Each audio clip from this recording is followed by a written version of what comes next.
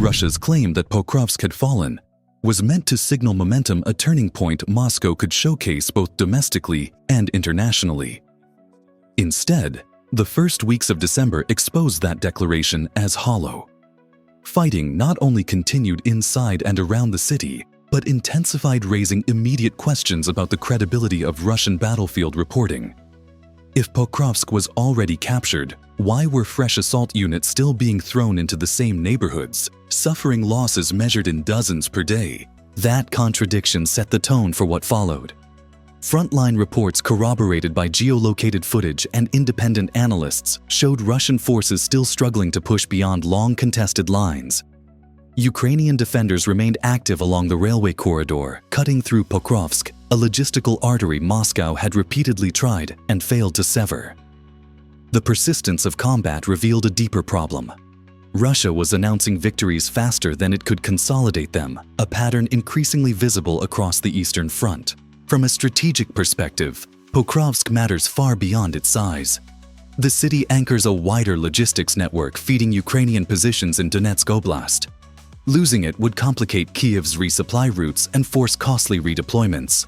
That is why Russia has concentrated enormous manpower here, accepting high casualty rates in exchange for incremental gains.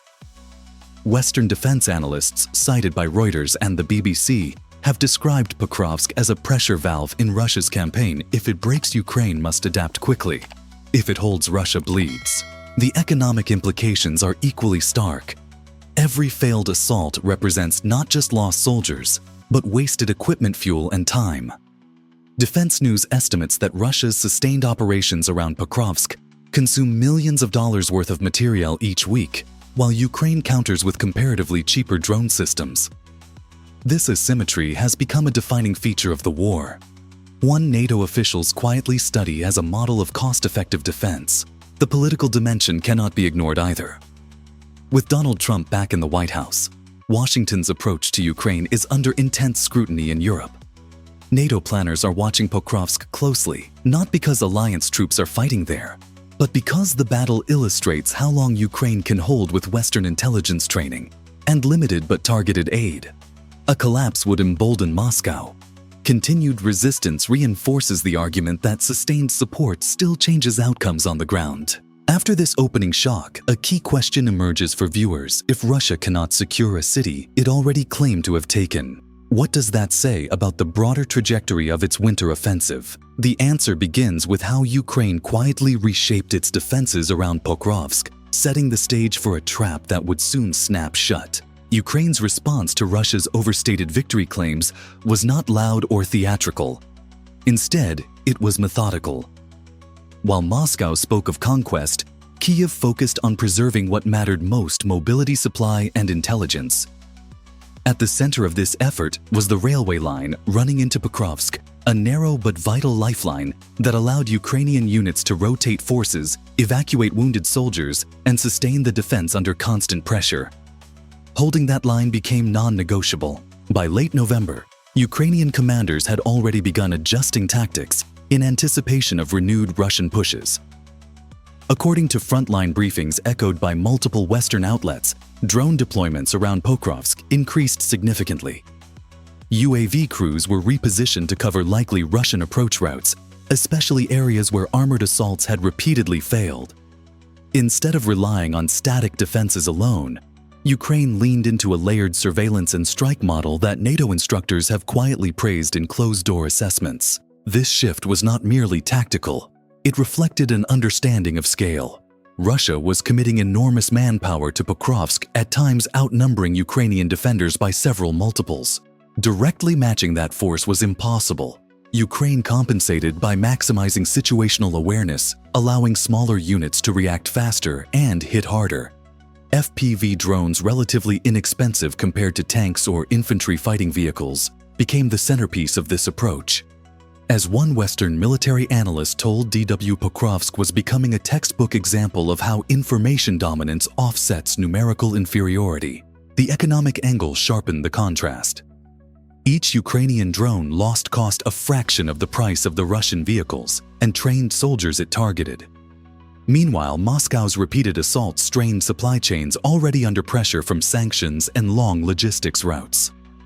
Reuters has reported growing concern among Russian regional officials about equipment shortages feeding into the Donetsk front, even as the Kremlin insists operations are proceeding according to plan. NATO's role here remained indirect but influential. Intelligence-sharing satellite imagery and years of training allowed Ukrainian units to anticipate Russian patterns. This was not NATO fighting Russia, but it was NATO-informed doctrine shaping battlefield outcomes. With President Trump signaling a tougher stance on alliance burden-sharing European NATO members, watched Pokrovsk closely as proof that prior investments in Ukraine's capabilities were still paying dividends. Crucially, Ukraine did not rush to repel every probing attack. Instead, commanders allowed Russian units to expose their intentions. When Moscow began shifting attention away from the railway line, Ukrainian planners took note. The pressure was easing in one area, but building elsewhere. That redistribution of Russian effort hinted at a new gamble forming on Pokrovsk's western flank. As viewers consider this phase, an important question arises: was Russia adapting its strategy to avoid a deadly corridor or walking directly into a new and even more dangerous trap?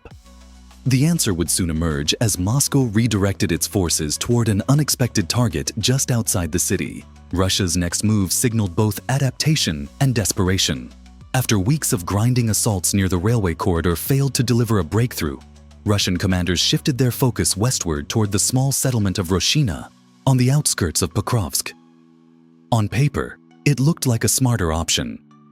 Bypassing the railway meant avoiding a well-defended kill zone, while a successful push into Roshina could threaten Ukrainian supply routes and tighten pressure on the city from a new direction. This maneuver reflected a broader Russian objective that Western analysts have repeatedly identified: encirclement, rather than conquest street by street. Urban combat inside Pokrovsk had proven costly, with house-to-house fighting favoring defenders armed with drones and precision artillery. By establishing a foothold in nearby villages, Moscow hoped to squeeze Ukrainian forces, indirectly forcing withdrawals, without the political and human cost of prolonged urban warfare. Euromaidan Press and BBC reporting both highlighted this approach as consistent with Russia's recent tactics elsewhere along the front. The strategic logic was sound, but the timing raised questions. Russian units pushing toward Roshina were already depleted from months of attritional fighting. Equipment losses had mounted, and replacement troops often arrived with limited training. Still, Moscow pressed ahead, calculating that speed and surprise could compensate for exhaustion. Defense News noted that this gamble reflected a wider Russian trend in late 2025, favoring rapid, lightly equipped assaults over slower armor-heavy advances that Ukrainian drones could easily dismantle. From Ukraine's perspective, the shift was anticipated rather than shocking. Ukrainian air assault units monitoring the western approaches to Pokrovsk had tracked Russian redeployments days in advance. Statements released by Ukrainian formations described increased enemy activity along several axes simultaneously, a classic sign of a probing operation designed to test defenses. Rather than reacting immediately, Ukrainian commanders allowed the situation to develop, identifying likely movement corridors and pre-positioning strike assets. The economic and operational stakes were high. A Russian success at Roshina would not only threaten Pokrovsk's northern districts, but also complicate Ukrainian logistics across the region. Conversely, another failed assault would deepen Russia's losses and further erode its manpower advantage. Analysts at the Center for European Policy Analysis warned that repeated failures of this kind risked cascading effects along the front as exhausted units lost cohesion and confidence. NATO observers followed these developments closely. While alliance forces were not involved directly, the battle offered insights into how modern armies adapt under drone-dominated conditions. With President Trump emphasizing measurable outcomes in foreign commitments, European allies increasingly pointed to battles like Pokrovsk as evidence that sustained Ukrainian resistance still imposed significant costs on Russia. As Russian units prepared to launch their western thrust, a crucial uncertainty loomed. Would speed and maneuver finally deliver Moscow the breakthrough it needed, or would Ukraine's evolving defenses turn this flanking attempt into yet another costly miscalculation? The answer would hinge on an unconventional tool Russia now relied on more than ever. To execute its gamble toward Roshina, Russia leaned into a doctrine that has increasingly defined its battlefield improvisation speed over protection. Tanks and armored vehicles were deliberately sidelined not because they were ineffective in theory, but because they had become magnets for Ukrainian drones. Instead, Russian planners chose motorcycles and light buggies, betting that agility and low profiles could outpace Ukraine's surveillance and strike capabilities.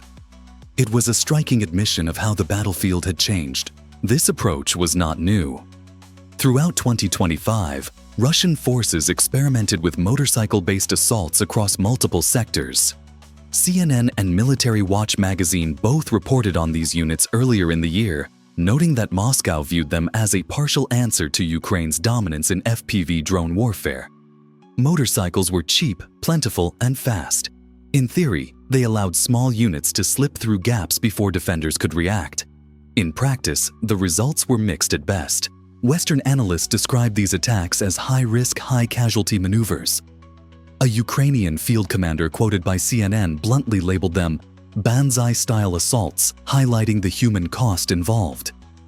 While some limited successes were recorded, such as brief advances near smaller villages earlier in the year, most attempts ended with riders exposed and unprotected against aerial threats.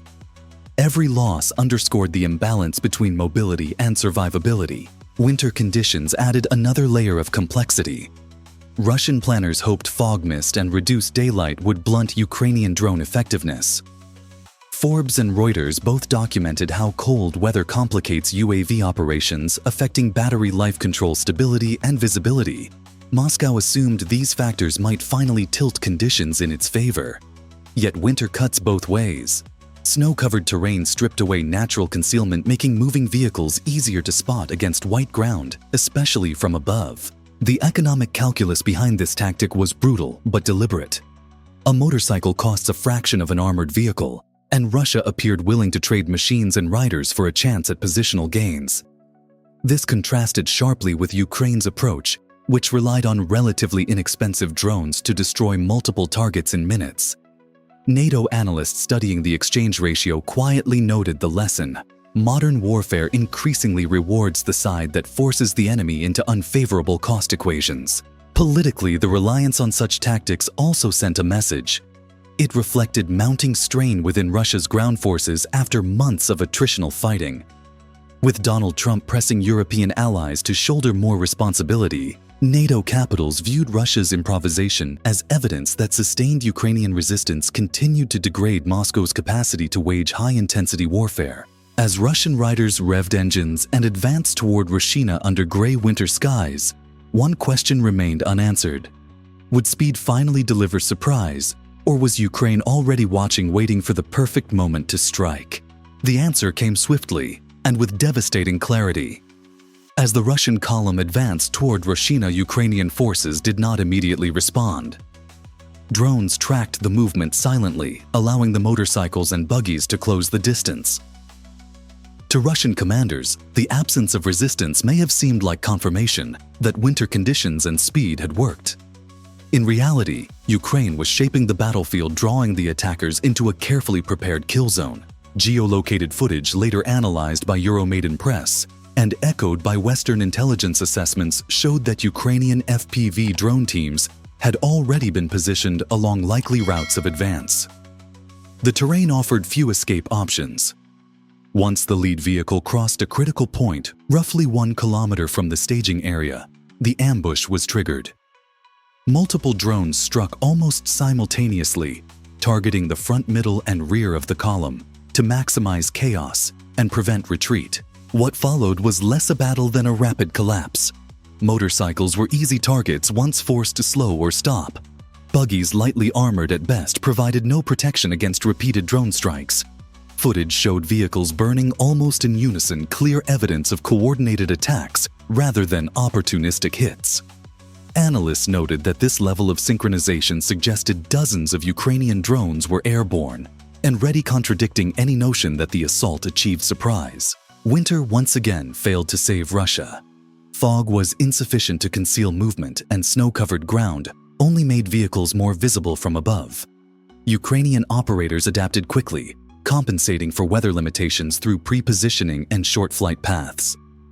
Reuters later cited a Western defense official who described the engagement as a near-perfect example of modern defensive ambush doctrine. The human toll was immediate. Estimates indicated that around 40 Russian soldiers were killed in minutes alongside the loss of at least 10 vehicles. Survivors scattered, abandoning any attempt to regroup or push forward. Ukrainian forces did not pursue with ground units. Instead, a small number of drones were used to neutralize stragglers, ensuring no warnings could be relayed back to Russian command. Strategically, the implications reached far beyond Roshina. The failed assault confirmed that Ukraine retained dominance in the airspace just above the battlefield, a critical layer in modern warfare. For NATO planners, this reinforced the value of drone-centric defense models against numerically superior forces. For Moscow, it underscored the shrinking returns of improvisation under pressure. As smoke rose from the destroyed column, a new reality set in. The Western approach to Pokrovsk had proven just as lethal as the railway corridor. With losses mounting and options narrowing, Russia faced a difficult choice: double down on a failing strategy, or reconsider its entire approach to the city. The consequences of that decision would soon ripple across the front. The destruction of the Russian column near Roshina marked more than a failed tactical maneuver. It exposed a widening strategic imbalance around Pokrovsk. Even as Moscow continued to claim control over key areas, Ukrainian forces demonstrated that Russian positions newly taken or long held were increasingly fragile. Within days of the ambush, Ukrainian units launched localized counterattacks, reclaiming pockets of territory Russia had publicly declared secured earlier in December. The gap between rhetoric and reality was growing harder to hide. Ukrainian operational updates confirmed that defensive success was translating into offensive opportunity.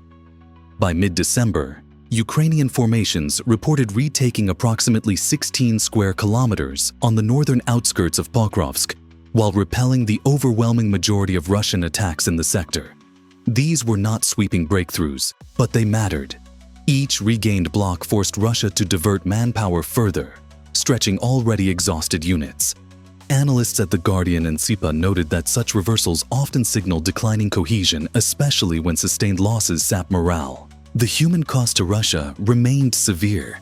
Ukrainian estimates suggested that Russian casualties around Pokrovsk peaked at several hundred per day during the most intense phases. Even if those figures are discounted, independent observers agree the attrition rate is unsustainable over the long term. Economically, this pressure compounds existing strains. Sanctions, long supply lines, and equipment losses mean every failed assault carries a higher marginal cost than the last. Ukraine, by contrast, continues to leverage relatively inexpensive drones to blunt Russia's numerical advantage. For NATO and the United States, the battle offers sobering lessons. With President Donald Trump emphasizing measurable returns on security assistance, Pokrovsk stands as evidence that targeted support training, intelligence sharing, and precision systems can dramatically amplify a defender's effectiveness. European allies watching closely see the fight as a warning and an opportunity. Modern wars may hinge less on mass and more on adaptability. As winter deepens, the situation around Pokrovsk remains volatile. Russia can continue its costly assaults, risking further losses, or shift focus elsewhere, conceding that months of effort failed to deliver decisive results. Ukraine, meanwhile, faces its own challenges, sustaining manpower and equipment. But the balance of initiative appears to be tilting. The final question lingers for audiences following this war: if Pokrovsk still stands after all that Russia has committed. What does that say about the Kremlin's ability to achieve decisive victories elsewhere? And how long can this pattern of attrition continue? The battle for Pokrovsk reveals a stark reality behind the headlines. Russia's early claims of victory unraveled under continued fighting, exposing a pattern of overstatement and costly follow-up assaults. Ukraine responded not with brute force, but with adaptation, turning drones, intelligence, and terrain into decisive tools. Russia's pivot west toward Roshina, relying on motorcycle and buggy assaults under winter conditions, reflected both tactical innovation and deep strain. That gamble ended in disaster when Ukrainian forces sprang a coordinated drone ambush, destroying the column in minutes. Beyond one failed attack, the consequences are strategic. Russia continues to lose manpower and equipment at unsustainable rates, while Ukraine demonstrates that it can not only hold ground but reclaim it. For NATO and the United States, the fight underscores how modern defensive warfare supported by Western training and intelligence can offset numerical inferiority. Looking ahead, the question is whether Russia can afford to keep pressing Pokrovsk or whether the front will fracture elsewhere under similar pressure. Do you think battles like Pokrovsk signal a turning point in how this war will be fought in 2026? Or are they simply another phase in a longer grind? If you want deeper, clear-eyed analysis like this, make sure to subscribe and stay with the channel for the next update.